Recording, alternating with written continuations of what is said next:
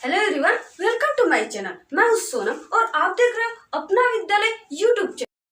आज के इस वीडियो में हम आपको बताएंगे क्लास 12 हिंदी के एक महत्वपूर्ण जीवन परिचय के बारे में। तो यहाँ पे हमने पद के जीवन परिचय को बताएंगे और गद्य के जीवन परिचय को हम बता चुके हैं। आप अगर गद्य के जीवन परिचय को देखना चाहते हो तो आप हमारे अपना विद्यालय यूट्यूब चैनल पर गद्य के सभी इम्पॉर्टेंट जीवन परिचय को देख सकते हैं। तो यहाँ पे हम आपको बताएंगे पद के जीवन परिचय। तो यहाँ पे हम आपको बोर्ड एग्जाम के पेपर कॉपी में भी दिखाएंगे कि आपके क्वेश्चन किस प्रकार से बोर्ड एग्जाम में आते हैं। निम्नलिखित में से किसी एक कवि का साहित्यिक परिचय देते हुए उनकी प्रमुख कृतियों का उल्लेख कीजिए। तो और ये शब्द जो होते हैं वो आपको अधिकतम 80 वर्ड के 80 शब्द के लिखने होते हैं जीवन परिचय, और ये 2+2 अर्थात 4 मार्क्स का यहाँ पे आता है। तो ऐसे नहीं आता है, ये निम्नलिखित में से किसी एक कवि का साहित्यिक परिचय। जब आप जीवन परिचय लिखोगे तो उस पर 2 मार्क्स मिलेंगे, फिर उसके बाद साहित्यिक परिचय पर 1 मार्क्स मिलते हैं, और उनकी प्रमुख कृतियाँ, फिर कृतियों को लिखेंगे, रचनाओं को लिखेंगे, तब जाके आपको 1 मार्क्स इस पे मिलते हैं कृतियाँ पर। तो इस प्रकार ये टोटल 4 मार्क्स के आते हैं, और 4 मार्क्स के गद्य से आते हैं और 4 मार्क्स के पद से आते हैं। इस प्रकार आपको ये हिंदी में लगभग 8 मार्क्स क्लियर कराते हैं। अगर हम जिस प्रकार से जीवन परिचय बताएंगे लिखने के लिए, उस प्रकार से आप जीवन परिचय को लिखोगे तो आपको टोटल 8 मार्क्स जरूर मिल जाएंगे। तो यहाँ पे हमने 3 जीवन परिचय हमने बताया दिए होते हैं, और आपको उस 3 जीवन परिचय में से किसी एक जीवन परिचय को लिखना होता है। ओके, फिर उसके बाद यहाँ पे हम एक जो महत्वपूर्ण जीवन परिचय को ले रखे हैं हिंदी के, वो है मैथिली शरण गुप्त, जो काफ़ी फेमस कवि हैं, और ये क्लास 10th और क्लास 12 दोनों के लिए हैं।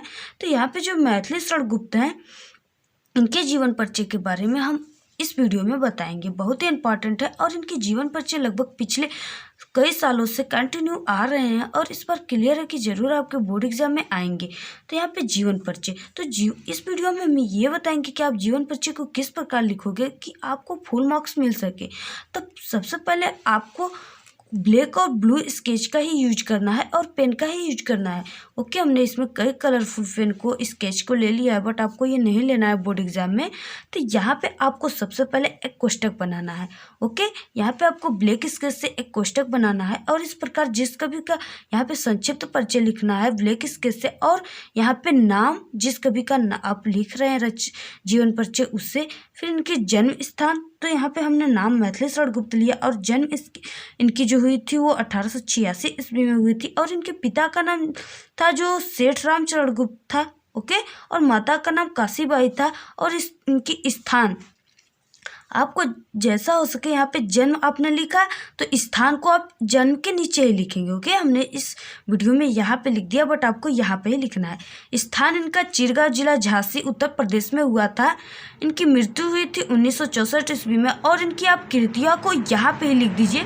कृतियाँ इनकी है साकेत और पंचवटी, जो बहुत ही फेमस है, और ये पंचवटी ट्रेन में भी दिए हुए हैं। ओके, तो यहाँ पे हो गए इस प्रकार। अगर आप इस प्रकार जीवन परिचय को लिखोगे, इस प्रकार कोष्टक बनाकर, ओके, तो अगर आप इस प्रकार जीवन परिचय को लिखोगे तो आपके जो बोर्ड एग्जाम में कॉपी चेक करने वाले टीचर होते हैं, वो आपकी इतनी बड़ी जीवन परिचय को नहीं पढ़ते, वो सिर्फ इसी कोष्टक को पढ़ते हैं। अगर इस कोष्टक में आप अच्छे प्रकार से लिखोगे, और हमने जितना लिखा है उतना लिखेंगे आप, तो आपको टोटल वो टीचर 4 मार्क्स दे देंगे। ओके, तो इस प्रकार से आपको लिखना है। फिर यहाँ पे आपको कोष्टक बना लेना है, फिर यहाँ पे आपको जीवन परिचय डालना है, फिर यहाँ से आपको स्टार्ट करना है। राष्ट्रकवि मैथिली शरण गुप्त का जन्म झांसी जिले के चिरगांव नामक स्थान पे 1886 ईस्वी में हुआ था। तो हमारे जो मैथिली शरण गुप्त जी हैं वो है राष्ट्रकवि, उन्हें राष्ट्रकवि कहा जाता है। ये आपके ऑप्शन में भी आता है। ओके, तो यहाँ से आपका 1 नंबर ऑप्शन भी तैयार हो गया कि मैथिली शरण गुप्त कौन थे, राष्ट्रकवि थे। तो राष्ट्रकवि मैथिली शरण गुप्त का जन्म झांसी जिले के चिरगांव नामक स्थान पर 1886 ईस्वी में हुआ था। इनके पिता का नाम सेठ रामचरण गुप्त था। तो यहाँ पे आपको जितना हो सके यहाँ पे ब्लैक पेन का ही यूज करिए। ओके, ब्लैक पेन से देखिए हमने यहाँ पे 1886 लिखा, और इनके पिता का नाम लिखा।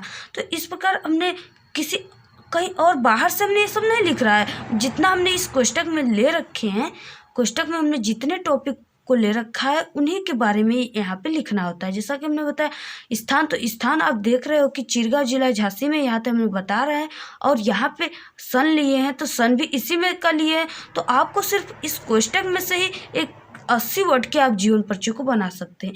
ये जो हमने बताया ये है ट्रिक। ओके, इसी ट्रिक के माध्यम से आप बना सकते हैं एक 80 वर्ड के जीवन परिचय को। तो इनके पिता का नाम सेठ रामचरण गुप्त और माता का नाम काशीबाई था। इनके पिता को हिंदी साहित्य से विशेष प्रेम था। गुप्त जी अपने पिता का पूर्ण प्रभाव पड़ा। ठीक है, गुप्त जी इनके पिता जो थे मैथिली शरण गुप्त के, वो हिंदी से काफ़ी प्रेम रखते थे, हिंदी साहित्य से। तो इन्हीं का प्रभाव इनके पुत्र पे पड़ा, जैसा कि मैथिली शरण गुप्त पर। और द्विवेदी जी से आपको कविता लिखने का प्रोत्साहन मिला। 1899 ईस्वी में आपकी कविताएं अर्थात इनकी कविताएं सरस्वती, ठीक है, पत्रिकाओं में प्रकाशित होने शुरू हो गई। भारत माता का यह राष्ट्रीय पुत्र सन 1964 ईस्वी में भारत माँ के चरणों में सदा के लिए सो गए। इस प्रकार यहाँ पे टाइटल दिया जाता है। ओके, आप ऐसे भी लिख सकते हो कि भारत माता का यह पुत्र भारत माँ के चरणों में सदा के लिए चिर निद्रा में सो गए। यहाँ पे कई टाइटल दे सकते हो। फिर यहाँ पे हमने बताया साहित्यिक परिचय। तो कुछ स्टूडेंट कहते हैं कि मैम आप इतनी छोटे साहित्यिक परिचय लिखी, आपने साहित्यिक परिचय लिखा ही नहीं। लेकिन आपको वीडियो लास्ट तक देखेंगे तब आपको समझ में आएगा। और हमने जितने भी साहित्यिक परिचय लिखा आपको उतना ही लिखना है, ज़्यादा लंबा नहीं लिखना है, क्योंकि आपको बस 80 वर्ड का ही लिखना है। तो यहाँ पे साहित्यिक परिचय आप इस प्रकार हेडिंग डालोगे। और यहाँ पे मैथिली शरण गुप्त एक युग पुरुष के रूप में हिंदी में अवतरित हुए। उन्होंने हिंदी को अपनी प्रतिभा के स्पर्श से जो शक्ति प्रदान की, राष्ट्र की गुप्त चेतना को जगाया था। उन्होंने अपने राष्ट्र चेतना को जगाया था। और इनकी जो कृतियाँ थी उसके बारे में हम यहाँ पे आपको कृतियाँ हेडिंग डालनी है। और यहाँ पे साकेत, पंचवटी, भारत भारती, यशोधरा, जयद्रथ वध, झंकार, इनकी क्या है, कृतियाँ हैं। तो इस प्रकार आपको इसी प्रकार जीवन परिचय लिखना है, तभी आपको 4 मार्क्स मिलेंगे, वरना आपको। तो अगर आप इस प्रकार हमने जितना भी टॉपिक बताया, कृतियाँ, साहित्यिक परिचय और जीवन परिचय और ये कोष्टक, इस प्रकार आप बनाकर जीवन परिचय लिखोगे तो आपको 4 मार्क्स क्लियर है। अगर इस प्रकार आप जीवन परिचय लिखने सीख गए तो आप पद में और गद्य दोनों में लिखोगे, तो इस प्रकार आपको 8 मार्क्स क्लियर हो गए। तो हमारे चैनल अपना विद्यालय यूट्यूब चैनल पर हिंदी क्लास 12 हिंदी के सभी इम्पॉर्टेंट टॉपिक को अपलोड कर दिया गया है। वहां से आप सभी इम्पॉर्टेंट, जैसे महादेवी वर्मा, जयशंकर प्रसाद और कई ऐसे कवि हैं जो उनकी जीवन परिचय बहुत ही इंपॉर्टेंट है, और वो हमारे अपना विद्यालय यूट्यूब चैनल पर अपलोड किया गया, वहाँ से आप देख सकते हैं। और हिंदी के कई ऐसे रस, छंद, अलंकार, ठीक है, रस, छंद, अलंकार सभी प्रकार के बिल्कुल सरल भाषा में बताया गया है। वहाँ से अगर आप देख लिए तो आप बिल्कुल जीवन भर नहीं भूलेंगे। एक बार हमारे अपना विद्यालय यूट्यूब चैनल का वीडियो जरूर देखिए। धन्यवाद।